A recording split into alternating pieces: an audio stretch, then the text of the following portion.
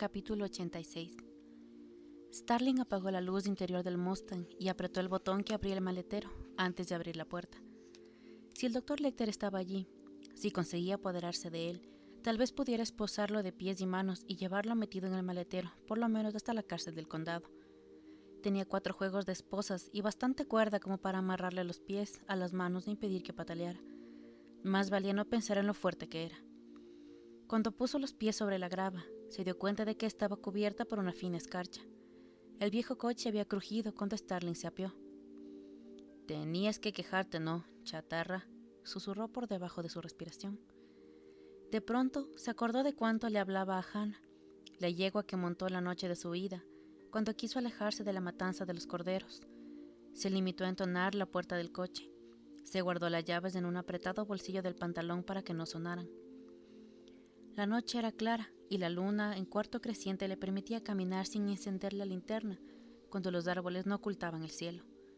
Comprobó el borde de la grava y vio que estaba suelta y desigual. Lo más silencioso sería caminar sobre la huella de una rueda, donde la grava estuviera aprisionada, con la cabeza ligeramente ladeada hacia la cuneta y manteniendo la carretera en la periferia del ángulo de visión para observar su trazado. Era como atravesar la blanda negrura. Oía cómo sus pies hacían crujir la grava, pero no podía verlos.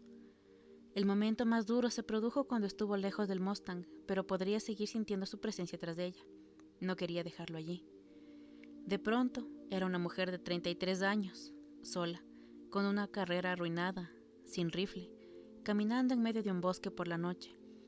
Se vio con claridad meridiana, vio las patas de gallo que empezaban a formarse en las comisuras de sus ojos. Deseó desesperadamente volver a su coche. El siguiente paso fue más lento. Luego se quedó inmóvil y pudo oír su respiración. El cuervo volvió a graznar. La brisa agitó las ramas desnudas sobre su cabeza y en ese momento el grito desgarró el aire de la noche. Un alarido horrible y desesperado que creció, decayó y murió, convertido en una súplica pidiendo la muerte, prorrumpido por otra voz tan torturada que podía ser la de cualquiera. El primero le heló la sangre, y el segundo la lanzó al galope con la 45 aún enfundada, una mano sosteniendo la linterna y la otra extendida por delante hacia la negrura. «No, Mason, no lo hagas, no lo conseguirás. Rápido, rápido». Se dio cuenta de que podía seguir el surco de grava aprisionada si se guiaba por el sonido de sus pisadas y por las piedras sueltas en los bordes. El camino giraba y seguía a lo largo de una valla. Una buena valla de tubos de 3 metros de altura. Le llegaban sollozos aterrados y ruegos, el grito que crecía, y más adelante al otro lado de la valla percibió movimientos entre los matorrales que se convirtieron en un trote, más ligero del que un caballo y de ritmo más vivo. Oyó gruñidos que no tardó en reconocer. Los gritos de agonía llegaban ahora más de cerca, claramente humanos aunque distorsionados, dominados por un solo alarido durante un segundo, y Starling supo que estaba oyendo una grabación, o bien una voz amplificada con retroalimentación por un micrófono. Luz entre los árboles y las siluetas del granero. Starling apretó la cabeza contra el frío hierro para mirar a través de la valla. Formas oscuras que corrían, largas, altas hasta la cintura de un hombre, a 40 metros de terreno despejado, del extremo de un granero con las enormes puertas abiertas de par en par y una barrera con una puerta holandesa sobre la que pendía un espejo de marco recargado que reflejaba la luz del granero, proyectando un charco de claridad en el suelo. De pie en el césped sin árboles lejano al granero, un hombre corpulento con sombrero y un descomunal radiocassette. Se tapaba un oído con la mano mientras una retahíla de aullidos y sollozos salían por los altavoces. De pronto salieron de entre los arbustos, cerdos salvajes con pavorosas jetas, rápidos como lobos, con largas patas y anchos pechos, peludos, cubiertos de grises cerdas puntiagudas.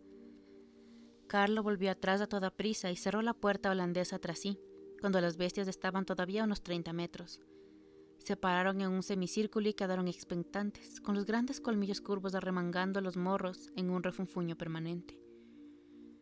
Como delanteros esperando el lanzamiento del balón echaban a correr, se paraban, entrechocaban, gruñendo y haciendo rechinar los dientes. Starling había visto toda clase de ganado, pero nada parecido a aquellos cerdos. Una belleza terrible emanaba de ellos, todo gracia y velocidad. Vigilaban la portezuela, Chocaban entre sí y echaban a correr, y después retrocedían, sin dejar de escudriñar la barrera que cerraba el extremo del granero. Carlo dijo algo por encima del hombro y desapareció al interior del granero. La furgoneta retrocedió por el interior del granero hasta quedar a la vista. Starling reconoció el vehículo gris al instante. Se detuvo en el ángulo justo a la barrera. Cordell salió de ella y abrió la puerta corrediza del costado. Antes de que apagara la luz superior, Starling pudo ver a Mason bajo el duro caparazón de su respirador, medio incorporado mediante almohadones y con el pelo enroscado sobre el pecho. Un asiento junto al ring. La luz de los focos se derramó sobre la portezuela. Carlo cogió del suelo un objeto que Starling no consiguió reconocer al principio. Parecían unas piernas humanas, a toda la mitad inferior del cuerpo de una persona. Si se trataba de eso, Carlo tenía que ser tremendamente fuerte. Por un momento terminó y pensó que fueran los restos del Dr. Lecter, pero las piernas se doblaron de una forma que las articulaciones hubieran hecho imposible. Solo podían ser las piernas de Lecter si lo hubieran atacado y atado a una rueda y descoyuntado, pensó durante un segundo funesto. Carlo gritó hacia el interior del granero. Starling oyó un motor poniéndose en marcha. La carretilla elevadora apareció en el ángulo de visión de Starling, conducida por Piero, con el Dr. Lecter alzado en alto por la horquilla, los brazos extendidos en el balancín y las botellas de plasma balanceándose por encima de sus manos con el movimiento del vehículo. Levantado para que pudiera ver a los voraces cerdos, para que pudiera contemplar lo que estaba a punto de ocurrirle, la carretilla avanzaba con una espantosa lentitud procesional, mientras Carlo caminaba a un lado y Mowgli armado al otro. Starling se fijó en la insignia del ayudante de Mowgli, una estrella, a diferencia de las insignias de aquel condado, pelo blanco, camisa blanca, como el conductor de la furgoneta de los secuestradores. La profunda voz de Mason resonó desde la furgoneta. Tarareó pompa y circunstancias y se carcajeó. Los cerdos, avesados a los ruidos, no se asustaron de la máquina, que más bien pareció excitarlos. La carretilla se detuvo junto a la barrera. Mason dijo algo al Dr. Lecter que no pudo oír. Lecter no movió la cabeza ni mostró el menor signo de haber oído. Estaba más alto que el mismo Piero al volante del vehículo. ¿Miraba en dirección a Starling? Ella nunca lo sabría, porque había empezado a avanzar a toda prisa a lo largo de la valla, a lo largo de un lado del granero, hasta encontrar la gran puerta de 2 hojas por la que la furgoneta había entrado marcha atrás. Carlo arrojó los pantalones rellenos por encima de la barrera. Los animales se abalanzaron sobre el incompleto maniquí. Desgarraban, gruñían, tironeaban y rompían. Sacaban pollos de los pantalones y hacían ondear las entrañas sacudiendo las cabezas con violencia. Una milí de lomos erizados. Carlo les había preparado un aperitivo ligero, solo 3 pollos y un poco de ensalada. En unos instantes habían hecho trizas los pantalones y con las fauces inundadas de saliva volvieron sus ávidos ojillos hacia la barrera. Piero hizo descender la horquilla hasta casi el nivel del suelo. La mitad superior de la puerta holandesa mantendría a los cerdos lejos de los puntos vitales del Dr. Lecter, por el momento. Carlo le quitó al doctor los zapatos y los calcetines. Este cerdito lo encontró. Este encendió el fuego. Este lo vigiló. Entonó Mason desde la furgoneta. Este echó la sal y este tan gordito se lo comió. Starling se estaba acercando a ellos por detrás. Todos miraban hacia el otro lado, hacia los cerdos. Pasó la puerta de la guarnicionería y avanzó hacia el centro del granero. No vayan a dejar que se desangre, dijo Cordell, que estaba limpiando la lente de Mason con un paño desde la furgoneta. Estén atentos para apretar los torniquetes cuando yo diga. Unas palabras antes del espectáculo, Dr. Lecter, dijo la voz profunda de Mason. La 45 retumbó dentro del granero y de inmediato se oyó la voz de Starling. Las manos arriba y quietas. Apaga el motor. Piero parecía no entender. Fermate il motore, dijo el Dr. Lecter, siempre dispuesto a ayudar. Ya solo se oían los apremiantes chillidos de la piara. Starling no veía más de un arma, en la cadera del hombre canoso de la estrella, inmovilizada en una pistolera por una correa de cuero de las que se desabrochan con el pulgar. Lo primero de todo es hacer que se tumben, dijo la voz del instructor de la academia en la mente de Starling. Cordell se deslizó detrás del volante con rapidez y la furgoneta se puso en marcha, con Mason gritando dentro. Starling empezó a girar, pero captó el movimiento del sujeto canoso con el rabillo del ojo. Se volvió hacia él, que giró, policía, y desenfundó, y le alcanzó 2 veces en el pecho con la insignia agujereada por el grueso proyectil del 45, que desviado por ella había hordado el corazón a vías. Luego se desplomó y quedó inmóvil en el suelo. En la guarnicionería Tomaso había oído los disparos. Empuñó el rifle de aire comprimido y subió al pajar. Se dejó caer sobre las rodillas en la paja suelta y gateó hacia el costado que dominaba el interior del granero. «El siguiente», amenazó Starling con un tono que no se conocía. Tenía que actuar deprisa para aprovechar el efecto de la muerte de Mowgli. «Al suelo, con la cabeza hacia la pared. Tú, al suelo, con la cabeza hacia aquí. Hacia aquí». «Girati dalla otra parte», explicó el Dr. Lecter desde la carretilla elevadora. Carlo alzó la vista hacia Starling. Comprendió que lo mataría si se quedaba quieto en el suelo. Ella lo esposó deprisa con una mano, con las cabezas apuntando en direcciones opuestas, la muñeca de Carlo con el tobillo de Piero y el otro tobillo de Piero con la otra muñeca de Carlo, sin dejar de apoyar el cañón de la 45 en la oreja de este. Se sacó el puñal de la bota y dio la vuelta a la carretilla elevadora para ponerse detrás del Dr. Lecter. «Buenas noches, Clarice», dijo cuando pudo verla. «¿Puede caminar? ¿Lo sostiene en las piernas?» «Sí». «¿Puede ver?» «Sí». «Voy a cortar las cuerdas. Con el debido respeto, doctor, si intenta joderme, le borraré la tapa de los sesos aquí mismo. ¿Lo ha entendido?» «Perfectamente». «Sea bueno y no le pasará nada». «Sigues hablando como una luterana». Starling no había dejado de ocuparse de las ligaduras. El puñal estaba bien afilado. Se dio cuenta de que el filo dentado cortaba deprisa la resbaladiza cuerda nueva. Lecter tenía el brazo derecho libre. «Puedo hacer el resto si me das el puñal». Starling dudó. Retrocedió fuera del alcance de su brazo y se lo dio. Ahora tenía que vigilarlo a él y a los 2 hombres tumbados en el suelo. «Mi coche está a unos 200 metros en el camino forestal». El Dr. Lecter se había soltado una pierna. A continuación se puso a cortar la cuerda que retenía la otra, nudo a nudo. «Cuando acabe de soltarse, no intente correr. No llegaría a la puerta», le dijo Starling. «Hay 2 hombres desposados en el suelo detrás de usted. Hágalos arrastrarse hasta la carretilla y espóselos de ella para que no puedan llegar a un teléfono. Luego espósese usted con estas». «¿2?» preguntó él. «Cuidado, tendría que haber 3». Al tiempo que hacía aquello, el dardo disparado por el rifle de Tomaso trazó una línea plateada bajo los focos y se quedó vibrando en la mitad de la espalda de Starling. Ella giró, ya un poco mareada, y con la visión turbia vislumbró el cañón al borde del pajar y disparó. Tomaso rodeó hacia el interior con las astillas clavándose en el cuerpo, mientras el humo giraba a la luz de los focos. Starling disparó otra vez contra la vista completamente oscurecida y se llevó la mano a la cadera intentando coger un cargador, aunque las piernas ya no la sostenían. El alboroto parecía haber excitado aún más a los cerdos que, viendo a los hombres en tan atractiva posición, chillaban y gruñían empujando la barrera. Starling se derrumbó de bruces y el cargador suelto cayó de la pistola y rebotó contra el suelo. Carlo y Piero levantaron las cabezas y empezaron a reptar, unidos por las esposas, a arrastrarse torpemente como un murciélago enorme hacia el cadáver de Mowgli. La pistola y las llaves de las esposas. Se oyó a Tomaso montar el rifle en el pajar. Le quedaba un dardo. Se levantó y se acercó al borde mirando por encima del cañón, buscando al Dr. Lecter al otro lado del carro elevador. Tomaso avanzó a lo largo del borde del sobrado. En cuestión de segundos no quedaría ningún lugar donde esconderse.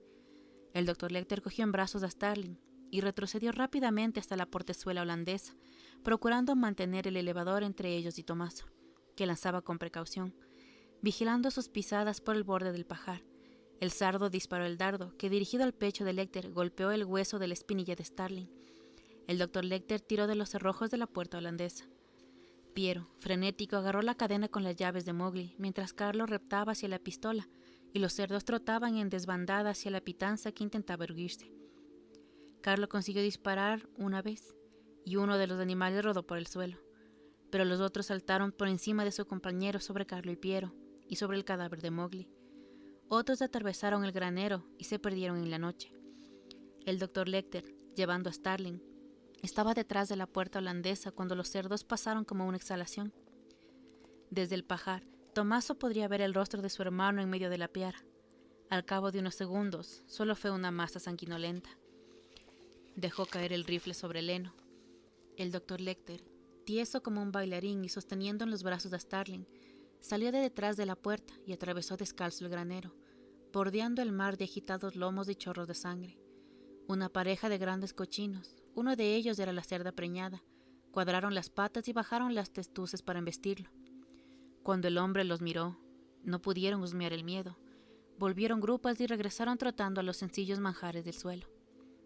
El doctor Lecter no vio refuerzos procedentes de la casa. Una vez bajó los árboles del camino forestal, se paró para arrancarle los dardos a Starling y succionó las dos heridas.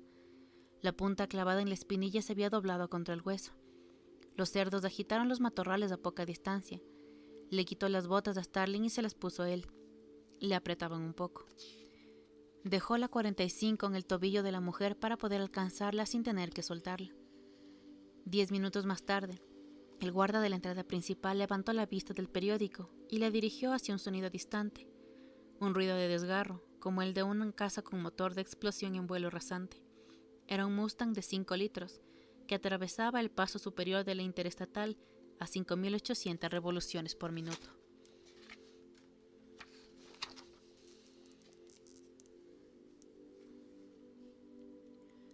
Capítulo 87. Mason gimoteaba y berreaba para que lo llevaran a su habitación, igual que en el campamento cuando algunos de los chicos o chicas más pequeños se le resistían y conseguían escapar unos cuantos lametones antes de que pudiera aplastarlos bajo su peso. Margot y Cordell lo subieron a su ala en el ascensor y lo dejaron a buen recaudo en su cama, conectado a las fuentes de alimentación fijas. Mason estaba tan encolerizado como Margot no recordaba haberlo visto, y las venas hinchadas le latían con fuerza sobre los huesos desnudos de la cara. «Más vale que le dé algo», dijo Cordell cuando estuvieron en la sala de juegos. «Aún no. Déjalo que piense un rato. Dame las llaves de tu Honda». «¿Por qué?» «Alguien tiene que bajar y ver si hay alguien vivo. ¿Quieres ir tú?» «No, pero...» «Puedo llegar con tu coche hasta la guarnicionería. La furgoneta no cabe por la puerta. Ahora dame las jodidas llaves». Margot estaba delante del garaje, cuando Tomaso salió corriendo del bosque y atravesó el prado, volviendo la cabeza de vez en cuando. «Piensa, Margot». Miró su reloj. Las 8:20. A medianoche llegará el relevo de Cordell. Hay tiempo justo para hacer venir a hombres desde Washington y que lo limpien todo. Fue el encuentro de Tomaso conduciendo sobre el césped. «He intentado alcanzar a ellos. Un cerdo me golpea. Él...» Tomaso hizo la pantomima de Lecter cargando a Starling. «La mujer. Van en el gran coche. Ella tiene... Due». Le enseñó 2 dedos. «Freset». Señaló la espalda y la pierna. «Freset, Dardy. Clavadas. ¡Bam!». Hizo el gesto de disparar. «Dardos», dijo Margot. «Dardos. Puede que demasiado narcótico. Puede que esté muerta». «Entra», dijo Margot. «Tenemos que ir a comprobarlo». Margot, acompañada por el sardo, condujo hasta las puertas de doble hoja por donde Starling había entrado en el granero. Chillidos, gruñidos y agitación de lomos erizados. Margot avanzó tocando el claxon e hizo reluctar lo suficiente a los cerdos como para comprobar que había 3 despojos humanos, ninguno reconocible. Entraron con el coche en la guarnicionería y cerraron las puertas. Margot se dijo que Tomás era la única persona viva que había visto en el granero aparte de Cordell. Puede que aquella idea se le pasara por la cabeza a Tomaso. Se mantuvo a prudente distancia sin apartar de ella sus inteligentes ojos oscuros. En sus mejillas había rastro de lágrimas. «Piensa, Margot, no quieres ninguna mierda con los sardos. En el fondo saben que tú eres quien maneja el dinero. Te dejará sin blanca en un segundo». Los ojos de Tomaso siguieron los movimientos de su mano mientras la metía en el bolsillo. El teléfono celular. Marcó Cerdeña, donde eran las 2:30 de la madrugada, y luego el número del domicilio particular del banquero Steuben. Le habló brevemente y pasó el teléfono a Tomaso. Este sintió, dijo algo, volvió a sentir y le devolvió el teléfono. El dinero era suyo. Trepó al pajar y recogió su mochila, junto con el abrigo y el sombrero del doctor Lecter. Mientras recogía sus cosas, Margot cogió la aguja eléctrica, comprobó la corriente y se la guardó en la manga. También cogió el martillo de herrero.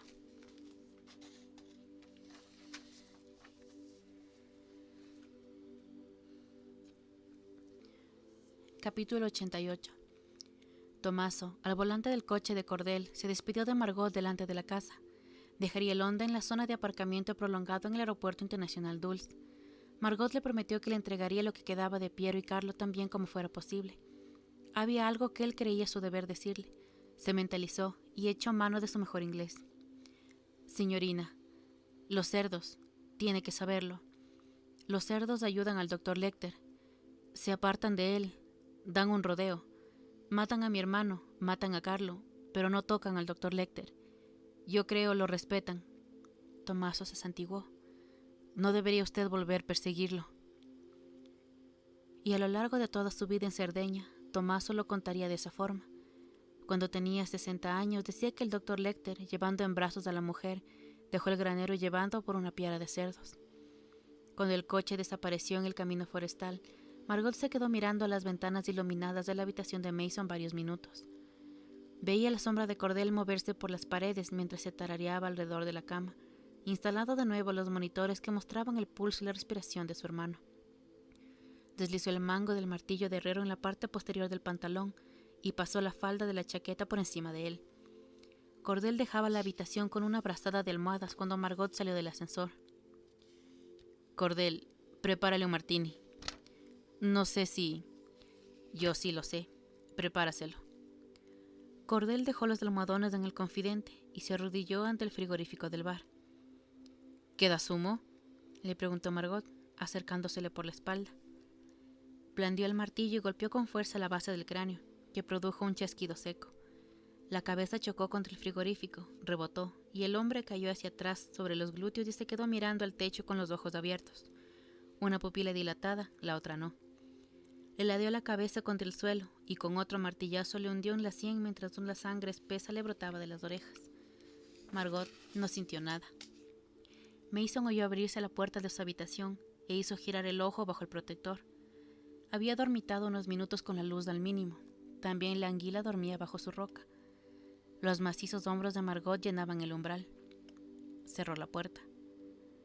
Hola, Mason. ¿Qué ha pasado allá abajo? ¿Por qué has tardado tanto? Abajo están todos muertos, Mason. Margot se acercó hasta la cama, desconectó el cable del teléfono de Mason y lo dejó caer al suelo. Piero, Carlo y Johnny Mowgli están todos muertos. El Dr. Lecter se ha ido llevando a Starling con él. Entre los dientes de Mason apareció un espumarrajo mientras maldecía. He mandado a Tommaso a su casa con su dinero. ¿Qué? Jodida estúpida. Ahora escucha lo que voy a decirte. Vamos a limpiarlo todo y a empezar de nuevo. Tenemos todo el fin de semana. No tenemos por qué preocuparnos de lo que ha visto Starling. Si la tiene Lecter, es como si ya estuviera muerta. A mí no me ha visto, replicó Margot, encogiéndose de hombros. Llama a Washington y haz venir a 4 de esos bastardos. Mándales del helicóptero, enséñales la excavadora, enséñales... Cordell, ven aquí. Mason resomplaba su zampoña. Margot apartó los tubos y se inclinó sobre su hermano, de forma que pudiera verle la cara. Cordell no va a venir, Mason. Cordell está muerta. ¿Cómo? Acabo de matarlo, en la sala de juegos. Ahora, Mason, vas a darme lo que me debes. Quitó las barandillas de la cama y levantando la gran rosca de pelo trenzado, dio un tirón a la ropa. Sus piernecillas no eran más gruesas que rollos de pasta para hacer bizcochos. La mano única, extremidad que podía mover, aleteó hacia el teléfono. El caparazón del respirador soplaba arriba y abajo a su ritmo regular. Margot se sacó del bolsillo un condón sin espermicida y lo sostuvo antes de las narices de su hermano. Se trajo de la manga la aguija eléctrica. ¿Te acuerdas, Mason, de que solías escupirte para lubricarla? Creo que podrías salivar un poco, ¿no? A lo mejor yo puedo. Mason bramaba cuando la respiración se lo permitía, emitiendo toda una gama de escalofriantes rebuznos, pero todo habría acabado en medio minuto y con completo éxito. Date por muerta, Margot. El nombre sonó más bien como un argot. Oh, Mason, todos lo estamos. No lo sabías, pero estos no. dijo remetiéndose la blusa sobre la bolsita caliente. Están vivitos y coleando. Te enseñaré cómo colean. Vamos a jugar a imitar animales. Margot cogió los espinosos guantes para coger pescado que había junto al acuario. Puedo adoptar a Julie, dijo Mason. Podría ser mi heredera y podríamos crear un fideicomiso. Claro que podríamos, dijo Margot, sacando una carpa del vivero. Trajo una silla de la zona de visitas. Se subió a ella y quitó la tapa del acuario. Pero no lo haremos. Se inclinó sobre el acuario con sus gruesos brazos dentro del agua. Sujetaba la cola de la carpa cerca de la gruta, y cuando la anguila asomó, la aferró por debajo de la cabeza con su mano libre y la sacó limpiamente del agua. La robusta anguila se sacudía, gruesa y tan alta como Margot, haciendo relucir su hermosa piel. La agarró también con la otra mano, y cuando el animal empezó a dar sacudidas, Margot tuvo que emplear todas sus fuerzas para sujetarla con los guantes espinosos clavados en el cuello. Bajó con cuidado a la silla y se acercó a Mason. La anguila, que no dejaba de contorsionarse, tenía la boca parecida al de una cizalla, en cuyo interior rechinaban aquellos dientes curvados hacia adentro, en los que ningún pez escapaba nunca. Margot la dejó caer sobre el pecho de su hermano, encima del respirador, y sujetándola con una mano le enrolló contra la otra de la larga trenza. «Colea, Mason, colea», dijo Margot. Mientras sostenía la anguila por detrás de la cabeza, tiró de la mandíbula de Mason con la otra mano y lo forzó a abrirla echando todo su peso sobre la barbilla del hombre, que se resistía con las fuerzas que le quedaban, hasta que la boca se le desencajó con un crujido.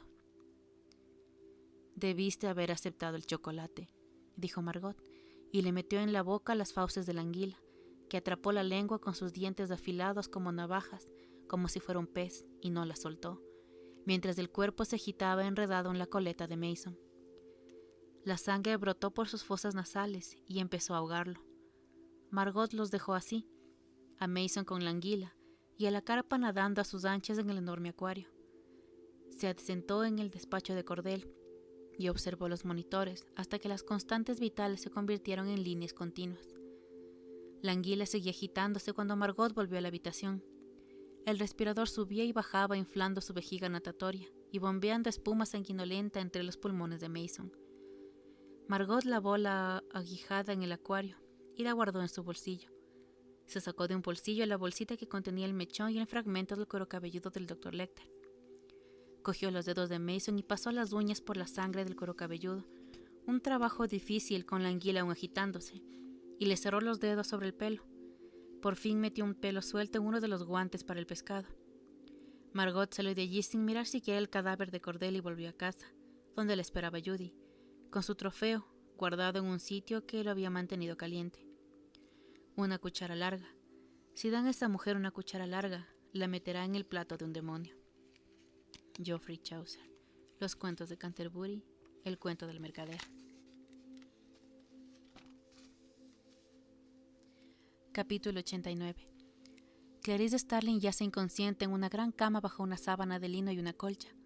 Los brazos cubiertos por las mangas de un pijama de seda están sobre la colcha, atados con pañuelos de seda, solo lo bastante para que no pueda tocarse la cara ni el catéter en el dorso de su mano. Hay 3 fuentes de luz en la habitación, la lámpara baja con tulipa y las puntas de agujas rojas en el centro de las pupilas del Dr. Lecter que la observa. Está sentado en un sillón, con las palmas de las manos juntas y las puntas de los dedos sujetando la barbilla. Al cabo de un rato se levanta y le toma la atención. Le examina las pupilas con una linterna de bolsillo. Mete la mano bajo las ropas de la cama y le encuentra un pie. Lo saca fuera y vigilándola de cerca estimula la planta con el extremo de una llave. Se yergue un momento, al parecer absorto en sus pensamientos, sosteniendo el pie con delicadeza, como si tuviera un animalito en su mano. Ha averiguado la composición del tranquilizante y poniéndose en contacto con el fabricante del dardo. Dado que el segundo le alcanzó en el hueso de la espinilla, cree muy probable que no recibiera 2 dosis enteras. Le está administrando estimulantes con infinita precaución. Entre cuidado y cuidado, se sienta en el sillón con un fajo de papel vasto haciendo cálculos. Las hojas están llenas de símbolos, tanto de astrofísica como de física subatómica. Se repiten una y otra vez los esfuerzos por encadenar los símbolos de una teoría coherente. Los pocos matemáticos que podrían conseguirlo dirían que sus ecuaciones comienzan con brillantez y luego decaen, lastradas por una quimera. El Dr. Lecter está empeñado en hacer revertir el tiempo, en lograr que la entropía en aumento deje de marcar la dirección del tiempo. En vez de eso, quiere que un orden en aumento señale el camino. Quiere que los dientecillos de leche de Misha regresen del pozo ciego. Tras sus cálculos febriles, hay un deseo desesperado de hacer sitio en el mundo para Misha, tal vez el sitio ocupado hasta ahora por Clarice Starling.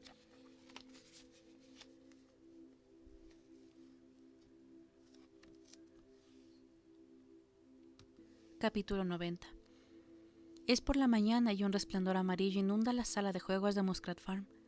Los enormes animales de peluche contemplan con los botones que les hacen de ojos el cuerpo de cordel, ahora cubierto con una sábana. A pesar de que estamos en pleno invierno, una moscarda ha localizado el cadáver y se pasea por las zonas de la sábana en las que la sangre ha calado. Si Margot Berger hubiera imaginado el efecto del desgaste que un homicidio tan cacareado por los medios podría tener sobre las acciones del asesino, puede que no hubiera introducido la anguila en la garganta de su hermano. La decisión de no intentar arreglar el desastre de Muskrat Farm y limitarse a capear el temporal había sido un acierto. Ningún superviviente la había visto en Muskrat Farm y los demás eran asesinados. Su versión fue que la frenética llamada del enfermero de relevo de medianoche le había despertado en la casa que compartía con Judy. Se puso en camino hacia el lugar de autos y llegó poco después de que los primeros ayudantes del sheriff llegaran. El investigador principal del departamento del sheriff, detective Clarence Franks, era un jovenzuelo con los ojos un poco más juntos de lo normal, pero no tan estúpido como a Margot le hubiera gustado. ¿Es que cualquiera puede subir como si tal cosa fuera este ascensor? ¿Hace falta una llave, me equivoco?, le había preguntado Franks. La mujer y el detective estaban incómodamente sentados en el confidente. Supongo que sí, si es que entraron de esa forma. Ellos, señorita Berger, ¿cree que podría tratarse de más de uno? No tengo la menor idea, señor Franks. Había visto el cuerpo de su hermano soldado aún a la anguila y cubierto con una sábana. Alguien había desenchufado el respirador. Los criminalistas estaban tomando muestras del agua del acuario y de la sangre del suelo. En la mano de Mason pudo distinguir el mechón de pelo del Dr. Lecter. Aún no lo habían visto. Los criminalistas le parecían idénticos como gotas de agua. El detective Franks no paraba de garrapear en su bloc de notas. ¿Sabe quiénes son las otras víctimas?, preguntó Margot. Pobrecillos, ¿tenían familia? Lo estamos investigando, le respondió Franks. Hemos encontrado 3 armas que podremos rastrear. De hecho, el departamento del sheriff no estaba seguro del número total de personas que habían muerto en el granero, pues los cerdos habían desaparecido en la profundidad del bosque, llevándose los escasos restos para más tarde. En el curso de la investigación, podríamos tener que pedirle a usted y a su compañera que pasen la prueba del polígrafo. Se trata de un detector de mentiras. ¿Se prestaría a hacerlo, señorita Berger? Señor Franks, haré cualquier cosa para que capturen a esa gente. Para contestar más específicamente esa pregunta, le diré que puede llamarnos a Judy y a mí cuando le parezca. ¿Debe hablar con el abogado de la familia? No, si no tiene nada que ocultar, señorita Berger. ¿Ocultar? Margot consiguió soltar unas lágrimas. Por favor, no tengo más remedio que hacer estas cosas, señorita Berger. Se disculpó Franks, que había alargado la mano hacia el robusto hombro de la mujer, pero se lo pensó mejor.